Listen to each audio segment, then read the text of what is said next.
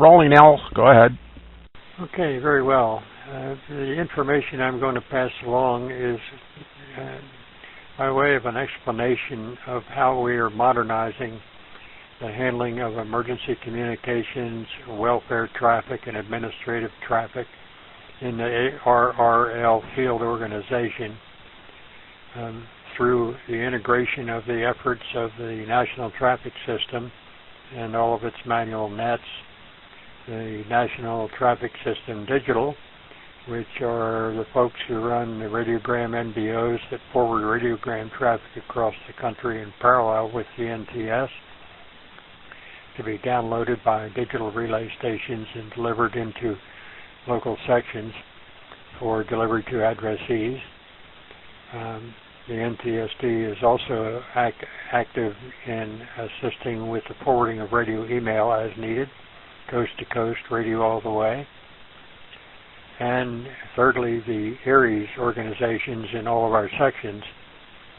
The objective of the new radio email program that we've been deploying for a number of years is to provide a modern email formatted messaging system which can reach addressees anywhere in the United States in less than an hour. Typically it's a matter of a few minutes, with the ability of NTS, NTSD, and ARIES members all to have equal access to reach that network layer, and to have the messaging in the modern email format, which consists of a message laid out very much like your standard email on your computer, with a two-line copies line in which you can put multiple addressees in each, and a subject line and a body text.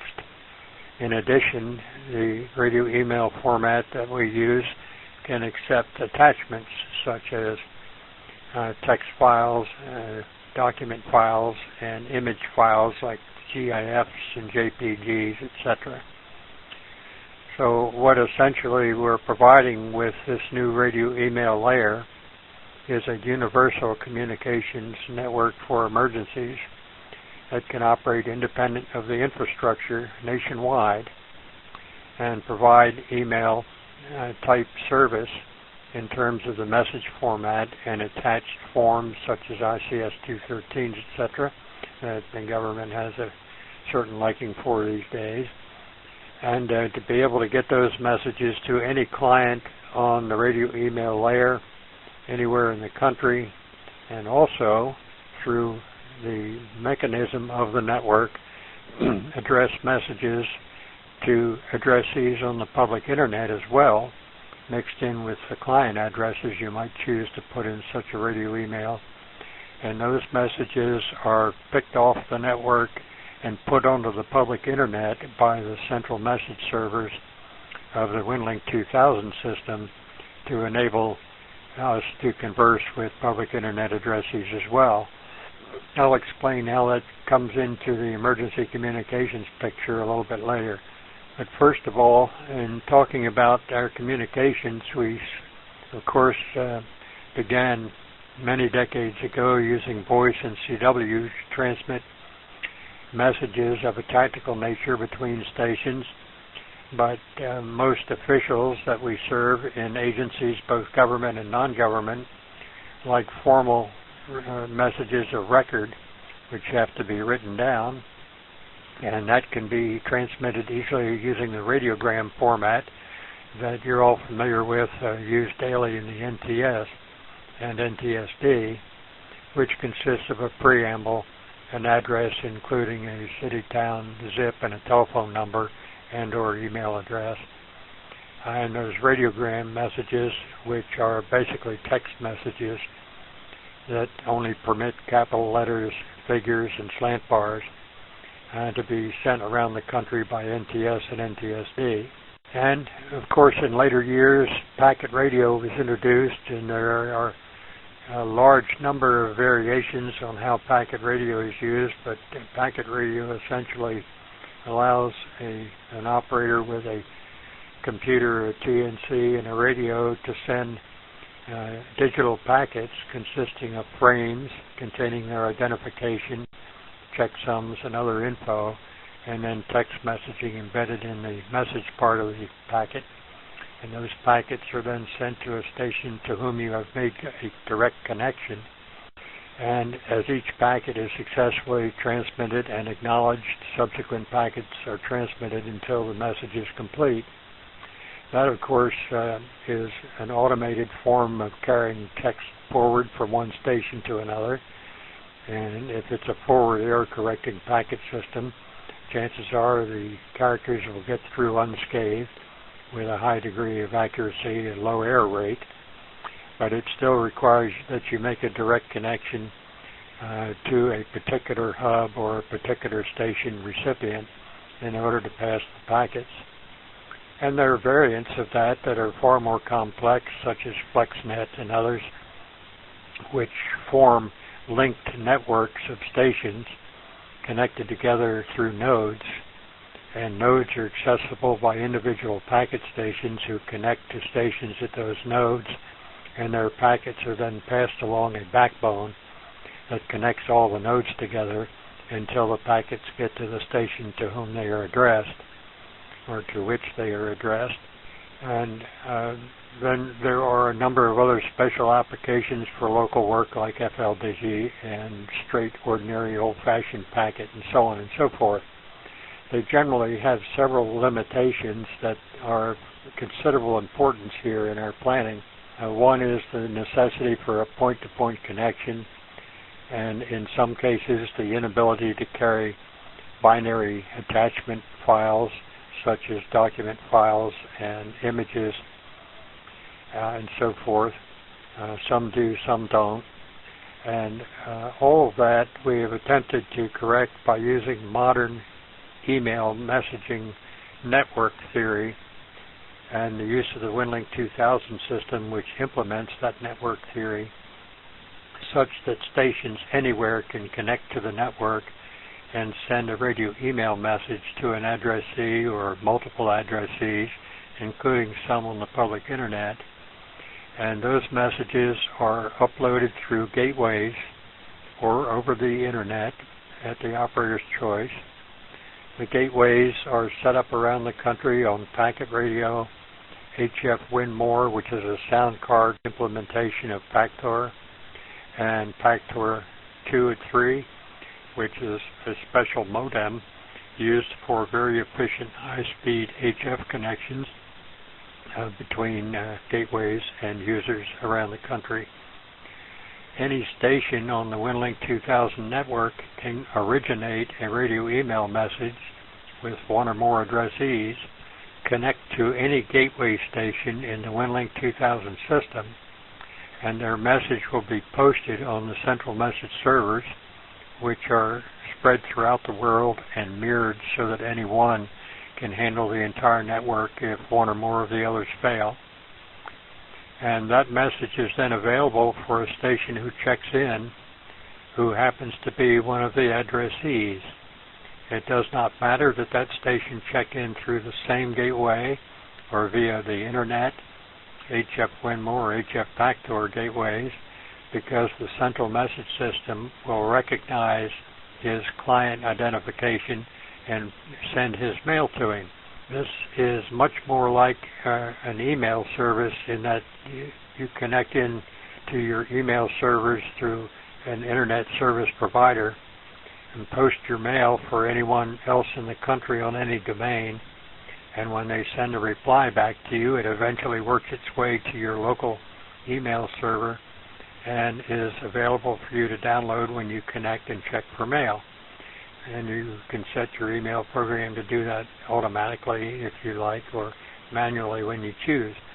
The advantage there is you do not need to have any knowledge whatsoever of how the originating station posted the message and through which gateway he did it and where he is located.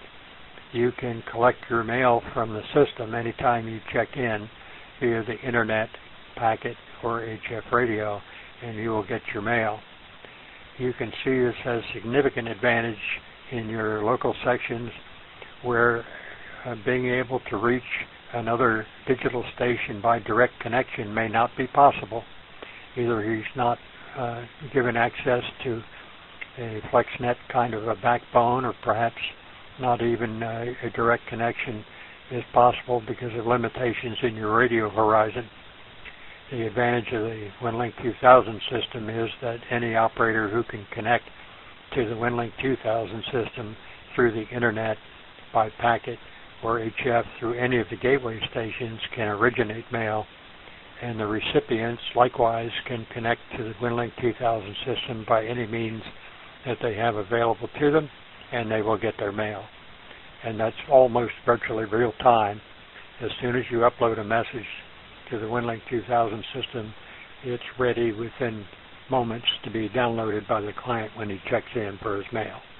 Okay, that's the first leap coming out of the bridge between email theory and our older versions of emergency communications messaging. Now, what we have tried to solve in introducing this new radio email layer nationwide is to achieve total agency interoperability, namely to have stations in all of our sections who would normally go into the field during an emergency to man the EOC or the Red Cross office or a field command post or a shelter or the Salvation Army or an airport depot or a hospital, for example, can be a client on the WinLink 2000 radio email layer, and by whatever means are available for him to connect to a gateway from that location, either over the internet if he has Wi-Fi, or through a packet connection to a gateway in range, or via HF. He can originate mail on behalf of the people at his site, going to any or all of the others that are involved in the response during the disaster, such as to all the hospitals if he needs supplies, or to the EOC. Likewise, the EOC can send out advice and orders to all of the people in the field at once or individually as he sees fit. And all of those stations in that local area who choose to access the radio email layer from those specific sites now can provide email formatted communications with multiple addressees, the body text and binary attachments to all the people that he can reach. And that means anyone, anywhere in the country, and in many other countries of the world, as a matter of fact. And each one of those stations at those field sites can make his connection via any of the radio means he has available, packet on 2 meters, or packet on 450 or 220, or through HF Winmore or HF Backdoor to gateways, anywhere he can reach them. And it does not matter where the message is going insofar as his choice there. Consequently, if you're in the northern part of your section, you can make an HF connection up into New England to an HF gateway and post your traffic, and somebody in the southern part of your county or your section could connect via the internet or perhaps through a packet gateway or an HF tri-mode gateway that is a Winmore and or an HF Backdoor 3 gateway, and he will get his mail. So you don't have to be within range of that station. All the stations need to have is access to a gateway or the central message servers by way of the internet, whichever they have available.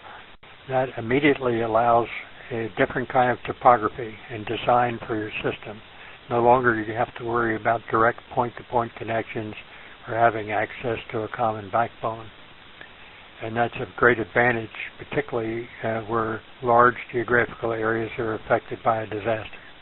Now, how does the radio email give you a distinct advantage over other forms of communication? Well, first of all, since it's modern email format, the learning curve for how to format a radio email is virtually zero for anyone who's ever used email on their computer. All you need to know is the call sign of the client station on the WinLink 2000 network, or his tactical address, which might be a numeric or an alphanumeric title, such as NTSFL for NTS Florida, or a public internet addressee's regular email address, and fill out the body of the radio email and attach your text file of choice or whatever you like, and hit the send button, and off it goes. And even officials can do this. An important characteristic of this system, because all the operator at the site needs to do is to arrange for a means to connect to a gateway.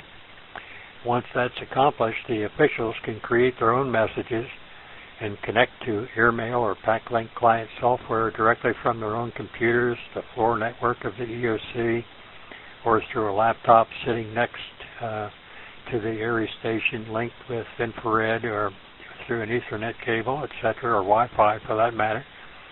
And they can create their own mail, and when they hit the send button on their email application, it goes into the area station, and the area station either automatically at time intervals or by the operator's pushing of a button, all the mail is sent out through the gateway to the network. Likewise, when mail comes in, it is posted at the area station, and the operator can either read it on the screen, or if the official is sitting nearby, he just checks for mail on that account with his laptop, and he gets all the messages addressed to him.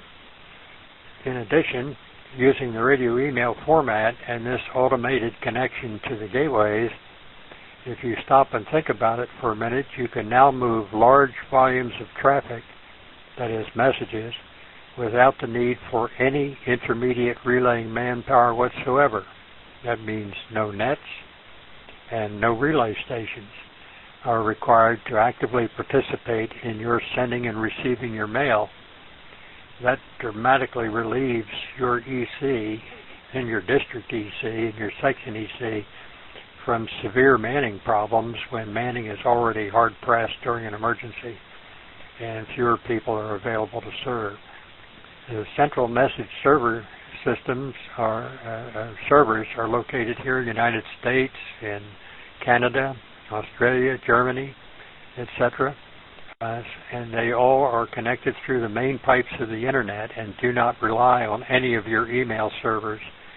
Like if you're a Verizon or a Comcast or an AOL user, those email servers are no longer used at all.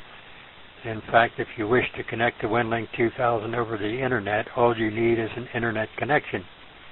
And you can get that through Wi-Fi or through your ISP. And even if their email part of their server system is down, you can still connect to the WinLink 2000 central message server and post mail and retrieve your mail. And of course, that's transportable, which means if you get in a vehicle and drive 100 miles to a new site and wish to check in to a gateway reachable in that area, your mail will find you. You don't have to worry about telling anybody where you went.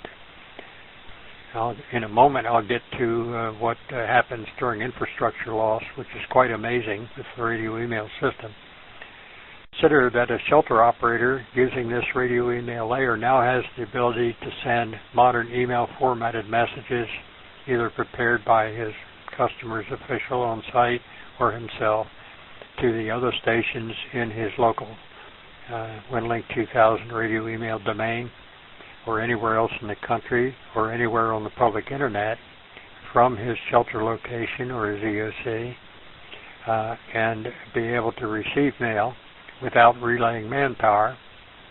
And in order to go back to my point about total agency interoperability, notice that all of those agencies equipped with an area station using the same equipment, which is basically for packet, just the computer, the TNC, and the radio, the same as an operator might use for other kinds of packet.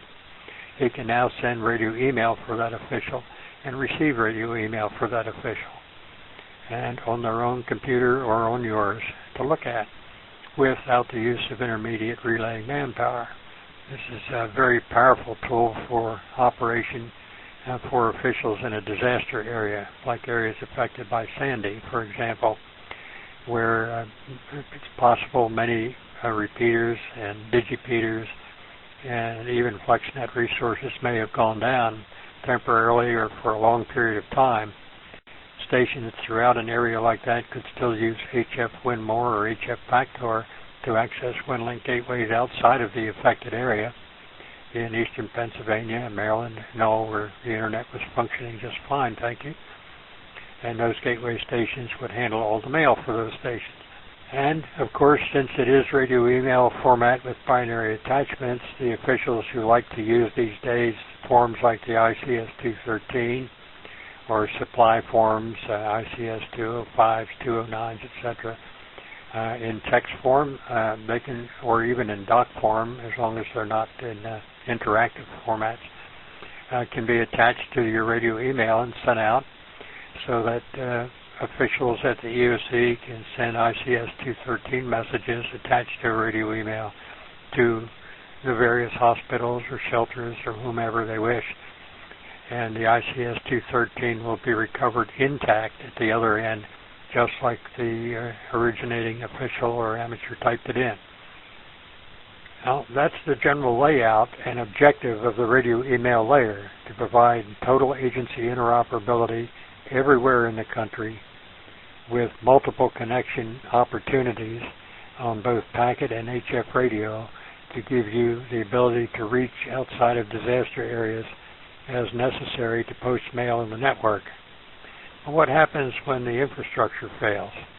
Well, it's a good point in the discussion to talk about that, but before I do, does anyone have any questions up to this point? Okay. Well, the WinLink 2000 development team has given us some wonderful software to use with the WinLink 2000 system for radio email. First of all, let's talk about local packet. Local packet, of course, can be operated with 1200 baud 2 meters packet or 9600 baud 2 meters or 450 megahertz packet, which is considerably faster and worth the investment. I recommend using the G3RUH proper format for 9600 baud on 450. Watch out for those radios and other TNCs that claim they're 9600 baud ready.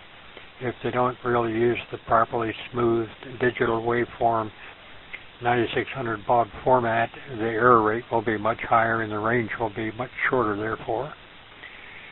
You can also use Wi-Fi, since there are 2 channels in the ham bands on 2.5 gigs, where amplifiers can be used to achieve considerable range, and that's flaming fast because that's virtually high-speed internet bandwidth that you can use there. And mesh networks also are very popular, or becoming very popular, because they are inexpensive cards that establish Wi-Fi connections between and among them in such a fashion that you can poke these little inexpensive stations around your coverage area, and they will relay your packets around until they get to the destination, which could be a gateway for a radio email user or any other kind of TCP/IP transport software communications method. If you consider that your objective in your local disaster shelter or command post or EOC is to reach a gateway in the radio email layer, then let's talk about packet gateways. They can be set up at those various speeds like 1200 baud, 9600 baud, Wi-Fi or mesh, and as long as there's one within range of you, you can make a connection to the WinLink 2000 network by accessing that gateway, which would normally connect to the central message servers over the public internet. And it uses a different protocol than normal email, so it's quite secure. But to fulfill my promise of telling you what happens when the infrastructure fails, consider what happens to a gateway when the internet fails.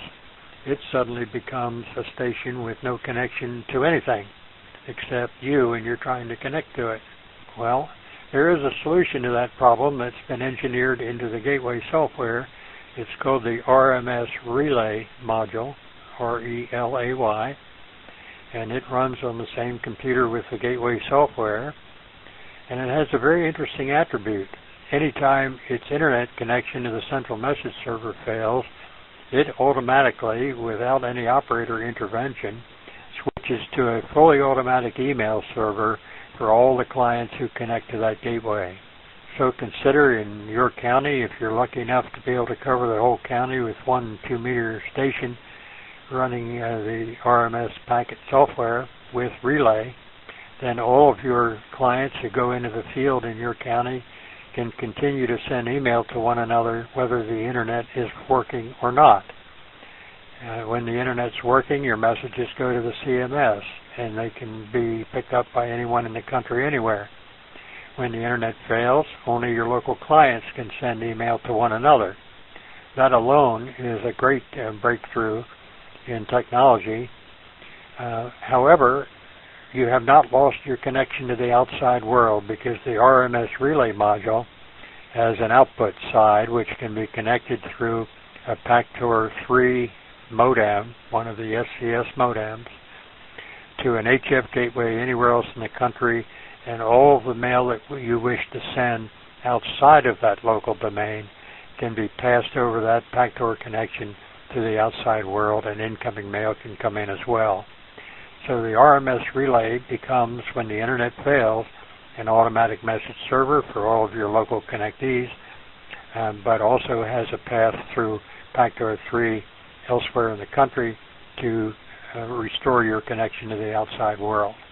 And that means in a small town, for example, you can set up a Wi-Fi mesh or 9600 baud or 1200 baud packet around town, and perhaps tie several those points together using some FlexNet nodes at hardened stations that have emergency power and have antennas that can survive, so that all your locals can stay connected to one another through a gateway on that link. And they have automatic email service always, either through the internet connection to the gateway or through a relay module and an HF connection to the outside world when necessary. Most emergency management organizations can foot the bill for an SCS modem, since an HF radio and an SCS modem to use for such a Pactor station, including a laptop, all together cost less than one public safety radio generally. Now, it turns out the HF gateways that operate on Winmore, which is the sound card implementation of Pactor 2, or Pactor 3 with the SCS modems, operate on what's called the tri-mode HF gateways. They also can run with the RMS relay module. So if your favorite long-haul gateway reach happens to lose its internet connections, it doesn't vanish from the map, but it has the capability of connecting with an HF Pactor modem to another gateway anywhere else in the country to connect to the CMS. In fact, there's even new architecture being developed where the HF gateway tri-mode stations can all intercommunicate with one another and pass the mail around even without the CMS. But that's a subject for another night.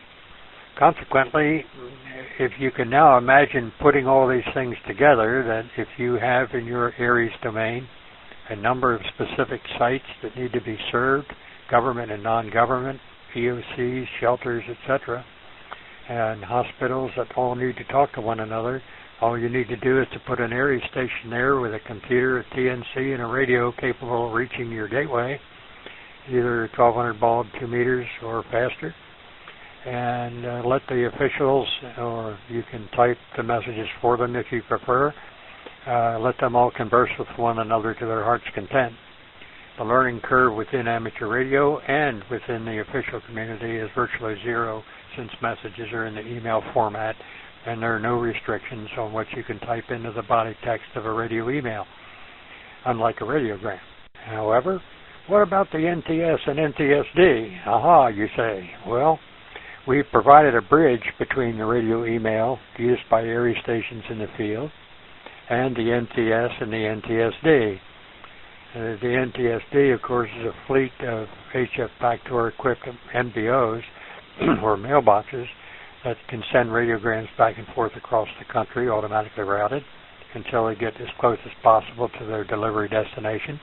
The NTS runs manual nets, assisted by the Transcontinental Corps, to move messages manually in radiogram format back and forth across the country. An Aries operator at a shelter using radio email can attach a text file to to his radio email and address it to someone in the NTS or NTSD, and they can pick the message up and send it through the NTS/NTSD system anywhere in the country for you, and get radiograms back to you by that same route. It's pretty obvious. Furthermore, if you're an area station at a shelter and you have a large number of people at the shelter and wish to send a large number of radiograms, if you compose those radiograms in a text editor in the proper format with the additional lines required for NTSD handling, which consist of an ST line and a town line ahead of the preamble and a /EX at the end of each message, you can include a large number of messages in that batch file format, as we call it, in Notepad, save it to disk, attach it to a radio email, and send it to one of the NTSD hubs, principally the Eastern, Central, and Pacific area hub stations, and those entire files contents can be uploaded with a few mouse clicks directly into the MBO software, and those messages are on their way across the country. Likewise, reply radiograms coming back to your shelter can be loaded into radio email and returned to you at your site, again, without the use of any intermediate manpower.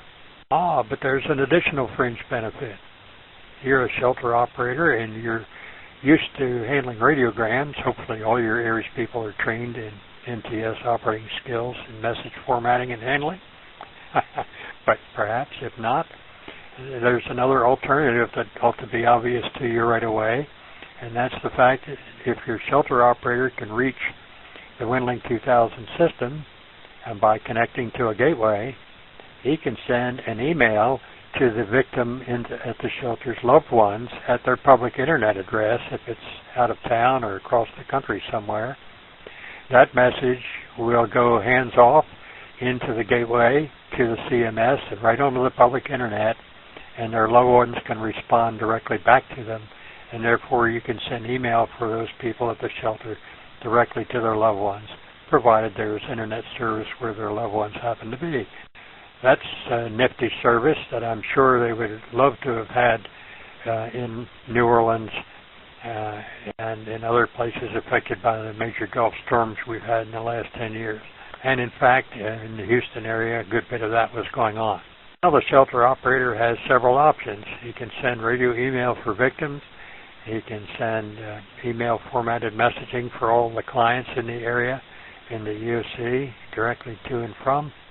And he can pack radiograms up and send them to the NTSD hub stations en masse for uploading and automatic handling. Or he can send radio email to other stations in his section to be handled by the NTS operators and their regular nets to help distribute the welfare traffic in the areas affected by the disaster. But delivery, of course, is always difficult when the phones are out. But that certainly is doable. As a last resort during infrastructure loss, the airmail program, which is one of the clients used for WinLink 2000, and the RMS Express client program both permit what's called peer-to-peer transfers of radio email. This takes us back to the older form of making connections point-to-point between stations.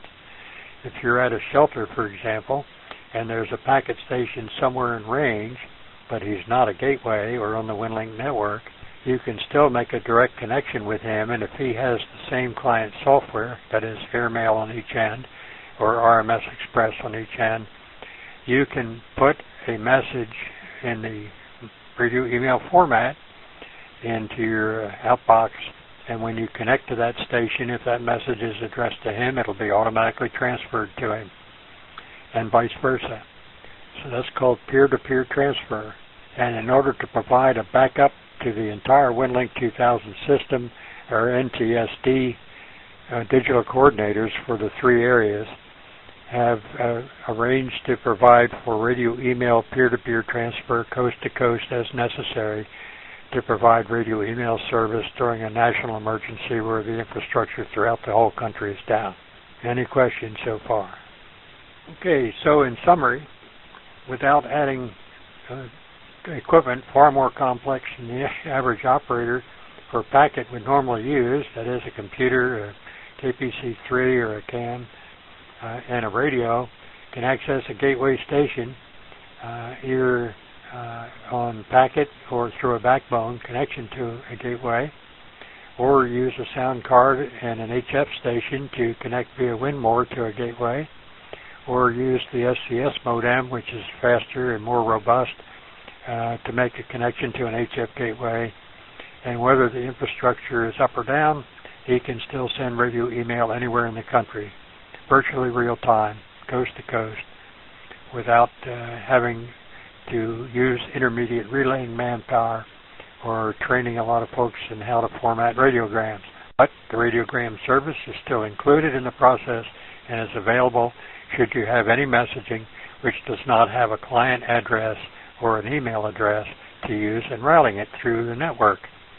So when those addresses are not available, and often people don't bring their address books to the shelters, you can send radiogram traffic, in many cases to it, a name and whatever address you can recall in a town and state anywhere in the country, and send it through to the NTS or NTSD, and that message will get delivered through the ingenuity of the NTS operators in those sections. Hopefully you would do the same for them. Therefore, we have introduced, by dragging and kicking and screaming amateur radio into the modern IT world, a national radio email network that provides for total agency operability, total administrative interoperability for all of our amateurs in leadership roles planning the response to a disaster, and for public welfare messaging in both the email mode and the radiogram mode. That is our objective. Everyone is welcome to use any of the existing systems, whether manual or digital, as they see fit in their local areas, but it's wise to consider not investing great expenses in producing networks that do not have the attributes of a nationwide network for real-time radio email formatted messaging, since that's what the served agencies these days need and want. And you can use FLDigi and regular packet for intercom and such other purposes you deem necessary. And certainly you can use D-Star for encrypted speech and data transfers, by all means, but often Aries is fooled by designing such systems for only their own internal use, where they do not reach effectively across the borders into other counties or sections or areas. The radio email layer already is a universal network countrywide, and it's so easy to connect to and so inexpensive to connect to in general terms. The use of a hodgepodge of miscellaneous and various kinds of other networks that are not compatible with one another across boundaries does not really achieve the total agency interoperability. If any of you have been in Aries Races NTS for any period of time, you will know that FEMA has regional offices. Hospitals have hubs for supply that may or may not be within your local geographical radio horizon. Likewise for the Salvation Army and Red Cross. Certainly other incident management concerns come into play, where depots, warehouses, and staging areas may not be within your local ordinary packet domain, but will be within reach of the radio email network.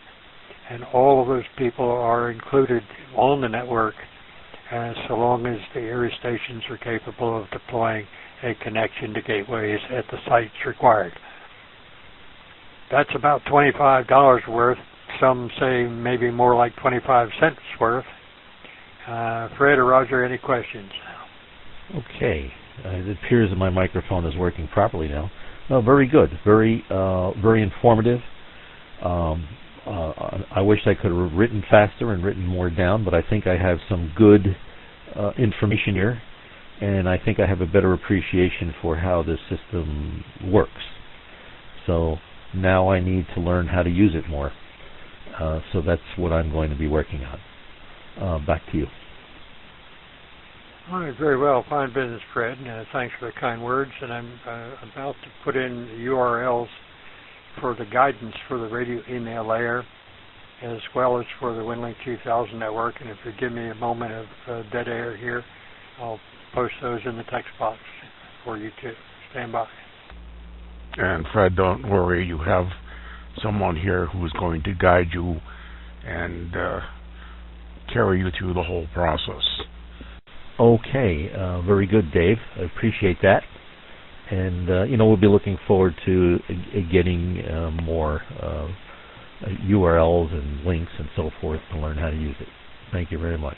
Okay, and for both of you, the WX4J domain link contains Chapter 6, updated, of the Methods and Practices Guidelines for the field organization. And that chapter has in it both guidelines for the NTS Digital or NTSD in their mailbox fleet, as well as the radio email layer. And it describes in there the necessities for making the radio email layer work, such as knowing the call sign of the client on the network to whom you need to send the traffic, just like you need to know the email address of a party you wish to send regular email to, and how we keep track of that, and what the sections do to help stay awake for radio email for alerting purposes on a national basis, on a daily basis. And of course, the WinLink network itself, WinLink 2000, has its own web page containing the software sources for the clients.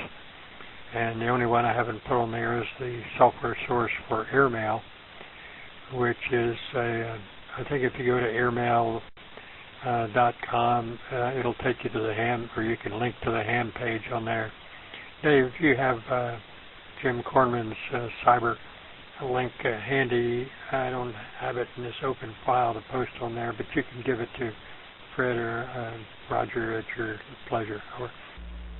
Yeah, there should be no issue. We're going to start them off with a packet radio into my RMS packet gateway via the network. Okay, and fellows, if you wonder where these gateways come from, they come from people just like you.